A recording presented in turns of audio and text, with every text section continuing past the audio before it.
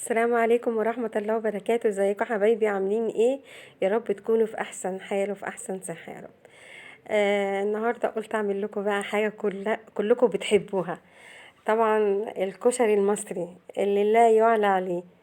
احنا كلنا يعني كمصريين بنحب الكشري ده موت يعني. ده عشقنا. فقررت النهاردة اعمل لكم ايه؟ كشري. انا زي ما انتم شايفين كده جايبه عدس بجبه، منقياه ومخلياه زي الفل طبعا، ومكرونه اسباجيتي، ومكرونه الصغيره بتاعه الكشري بكميات. يعني انا يعني الواحد بيعمل على قد، وشفشق طماطم زي ما انتم شايفين كده، وبصلتين كبار، وتوم مفروم، وكوبايتين رز منقياه برضو زي الفل اهو، زي الفل. يلا بقى بينا نشوف هنعمل ايه، نعمل الكشري ازاي. ان شاء الله يعجبكم، تعجبكم طريقتي ان شاء الله وتعملوها، هتعجبكم جامد جدا. يعني هي طريقة سهلة وفي نفس الوقت يعني طعمها رهيب يعني. يعني كل واحد وليه تكاته يعني. زي ما انتم شايفين انا جايبة حلة.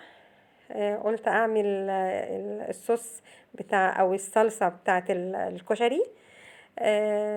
حطيت زيت، وهنزل بقى بالثوم اللي انا مفروم، حطيته اهو في الزيت. انا يا بنات مش عايزه احمره، انا مجرد بس ما بينزل في الزيت وتبتدي ريحته تطلع. اول ما ريحته تطلع زي ما انتوا شايفين كده انا بقلبه تقلبتين كده، مجرد ما الريحه بتطلع كده يا بنات تكوني مجهزه عصير الطماطم، وتروحي على طول حطيتيه. يعني تحطي على طول الطماطم على على التوم ده، ما تستنيش عليه لحد ما التومة تحمر، لا انا عايزاه بس ريحتها بس. مجرد ما بتطلع تروحي منزله شفشق الطماطم، عصير الطماطم، تمام، وتقلبيه زي ما انتوا شايفين كده يا بنات. بقلبه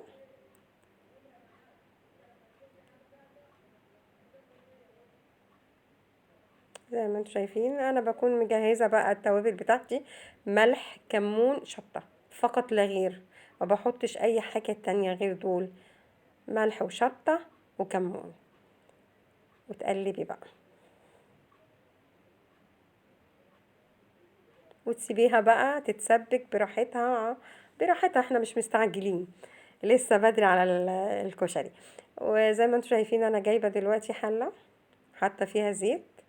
هبتدي بقى هعمل الرز بقى. بصوا انا بعمله ازاي: انا بجيب بصلايه زي ما انتوا شايفين كده، عاملاه مقطعاها اي تقطيعه. عايزه تقطعيها حلق تخرطيها براحتك، بس سايبه الصلصه تتعمل. وهنا انا كنت بعمل حمص الشام، طبعا طريقته سهله جدا. بتجيبي الحمص وتحطيه في ميه، وتحطي شفشق طماطم عليه وحبه كمون، وتكوني دقه توم وتحطيه وتسيبيه بقى، وحبه ملح وتسيبيه بقى يستوي. سهل جدا يعني الحمص، يعني طريقته سهلة جدا، مش محتاجة ان انا يعني كنت اصوره لكم. زي ما انتوا شايفين كده سايباه بقى على النار يستوي. هنا انا بقى بحمر البصلايه اللي انا قلت لكم عليها، بشوحها كده وبخليها بديها اللون اللي هو الذهب، مش الذهبي يعني، مايل للاصفرار قوي يعني، فاهمين؟ زي ما انتوا شايفين كده انا بقلبه اهو، بقلب البصلايه. وبعد كده انزل بشويه فلفل اسود خطيره. انا الفلفل الاسود مع البصل ده بيعمل حاله، يعني مش عايزه اقول لكم، بيبقى طعمه جميل قوي قوي قوي قوي. مجرد ما خلاص حطيت الفلفل الاسود ده مع البصلايه واحمرت، اروح نازله بالشعريه. كل ده في حله واحده، يعني انجاز بقى. تبتدي تقلبي، لان في ناس بتحمر الشعريه لوحدها وكده، لا كله مع بعضه زي ما انتم شايفين يا بنات اهو، ولا اتحرق ولا اي حاجه. اللون الذهب اللي هو فوق الذهبي يعني، بصوا جميل ازاي. وابتدي بقى اجيب كوبايتين الرز غسلاهم غسله حلوه ومصفياهم، وابتدي بقى ايه اقلب بقى زي ما انتم شايفين كده، الشعريه مع البصل مع الرز كله مع بعضه، وابتدي اشوحهم كلهم مع بعض. مجرد ما بس كده يتشوحوا، هبتدي بقى احط بقى المية والملح. انا كده عماله اشوحهم كلهم مع بعضهم، الشعريه مع البصل مع الرز. شوحتهم تمام. هبتدي بقى اجهز الميه. طبعا انا عامله كوبايتين رز، فهجيب معلقه ملح، اقلبه بقى. كوبايتين الرز هحط لهم كوبايتين ميه، تمام، بس عشان في شعريه فهزود الميه نص كوبايه.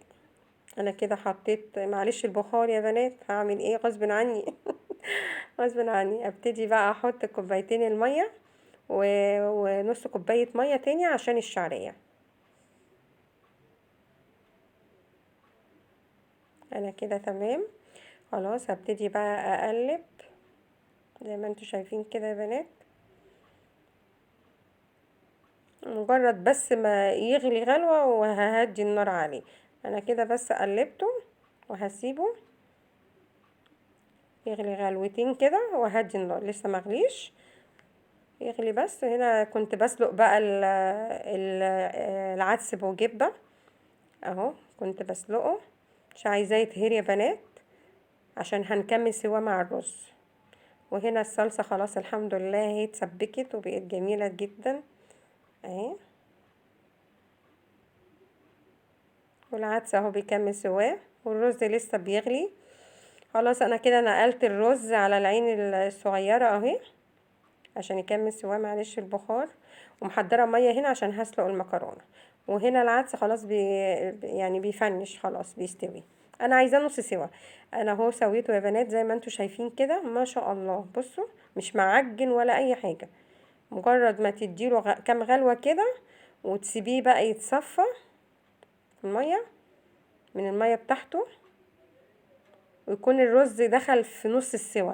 مجرد ما الرز دخل في نص السوا وبعد ما يتصفى هروح احط على الرز. انا كده حسيت ان الرز بدأ يخش في السوا، لان انا عامله العدس نص سوا، هكمل العدس مع الرز. فكده حسيت ان الرز بدأ يخش في السوا اهو. في اللحظة دي بقى قلت لا لا لا، احط بقى العدس خلاص يكمل سواه مع الرز اهو. خلاص مصفياه تمام، احطه بقى مع الرز يكمل سواه عشان ما يعجنش منكم يا بنات. خليه نص سوا وبعدين تكمليه مع الرز يكمل سواه مع الرز، هيشرب بقى من مية الرز ويبتدي يستوي بقى. تحفة والله العظيم، تحفة تحفة تحفة زي ما انتوا شايفين كده اهو. هنا بقى انا كنت بسلق هنا المكرونة قبل ما الرز يستوي، قلت اسلق المكرونة. المكرونة كمل سواها. في اللحظة دي انا جايبة بصلتين حلوين مقطعاهم شرايح كده يا بنات زي ما انتوا شايفين، لان دول اللي هحمرهم بقى عشان يبقى ده الورد بتاع الكشري. في المحلات بيسموه الورد، يعني يقول لك عايزين ورد، هو ده الورد. بصل واحط عليه حبة ملح تمام، وبعد كده احمره في الزيت. انا كده اهو خلاص حطيت طاسة وفيها زيت، مستنية بس الزيت يسخن شوية عشان انا مجهزة اهو البصل عشان احطه يتحمر بقى زي ما انتوا شايفين كده يا بنات. خلاص بشوفه كده سخن ولا لا الزيت. وهنا الرز خلاص، بسم الله ما شاء الله، بسم الله ما شاء الله. بصوا شايفين جماله، ولا معجن ولا اي حاجة، مع العدس زي الفل. اللهم بارك، ما شاء الله. جربوا الطريقة دي هتعجبكم جامد جدا يا بنات. هنا خلاص انا حسيت ان الزيت خلاص خلاص سخن. هنزل بقى بالبصل وابتدي احمره بقى. خلي بالكم يا بنات تخلوه كده اللون الوردي بقى، هما مسمينه الورد، في المحلات مسمينه الورد عشان بيبقى لونه كده جميل كده، مش محروق، لونه كده حلو او زي ما انتوا شايفين يا بنات انا اهو حمرته اهو، حطيته على مناديل ورق عشان يشرب الزيت منه. وفي اللحظة دي انا مجهزة معلقتين شطة كبار، واخد بقى من الزيت اللي انا حمرت فيه البصلة، بحط بقى على الشطة زي ما انتوا شايفين، باخد كام معلقة زيت كده، اللي بيسموها بقى في المحلات يقولك انا عايز شطة زيت، هي دي. تاخدي معلقتين كده من الزيت اللي انت حمرتي فيه البصل، وتروحي مقلبة فيه الشطة، معلقتين شطة، وهو ده بقى اسمه ايه، شطة الزيت اللي بيعملوها المحلات عشان تحطيها مع الكشري.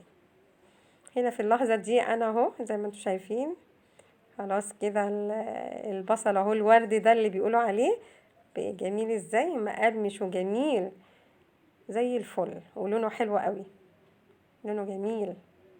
وهنا الشطة الزيت اهي، دي شطة الزيت اللي بتبقى في المحلات يا بنات. خلاص انا كده خلاص خلصت، المكرونة استوت خلاص، الاسباجيتي مع الصغننة دي بتاعت الكشري، المكرونة الصغيرة بتاعت الكشري اهو زي الفل، مكرونة مش معجنة ولا اي حاجة. وادي الرز الحمد لله، معلش البخار البخار. الرز خلاص طفيت عليه، وادي المكرونة جهزت. نبتدي بقى نغرف يا بنات. انا غرفت اهو ال الرز بالشعرية بالعدس من تحت اهو، والله يا بنات في منتهى الجمال، ولا معجن ولا اي حاجة، زي الفل. وحطيت عليها المكرونة اهي. انا مرضتش بقى يعني ازوقه لكم، انا قلت اوريكم على الطبيعة دي. انا عاملة الدقة اهي اللي هي بالثوم، فصين توم وحبة خل وليمون، ودي الشطة ام وزيت. طبعا الدقة التومة دي خل وملح وليمون بس. وهنا البصل اهو ما شاء الله، بصوا عامل ازاي، ورد ورد. وهنا دي الصلصة ما شاء الله، اللهم بارك، تحفة. انا مرضتش ازوق لكم طبق، اوريكم على الطبيعة الاول. وانا هنا الحمص الشامي اهو عملته، صبيته في المج اهو اهو، بسم الله ما شاء الله، جميل سهل وطريقته سهلة. وليمون كمان، يعني حمص الشام وكشري، يعني ما شاء الله هتتدفوا هتتدفوا. وألف هنا للي ياكل يا بنات. دي طريقتي في الكشري، أتمنى تكون عجبتكم يا رب. يكون الفيديو يكون حلو واستفدتوا منه. طبعا اعملوا لي لايك وكومنت حلو كده ودعوة حلوة، وتقولوا لي رأيكم ايه في طريقتي في الكشري. زي ما انتوا شايفين اهو. اسيبكم بقى في رعاية الله وحفظه، واقول لكم السلام عليكم ورحمة الله وبركاته. استنوني في فيديو جديد وحاجات حلوة هعملها لكم ان شاء الله.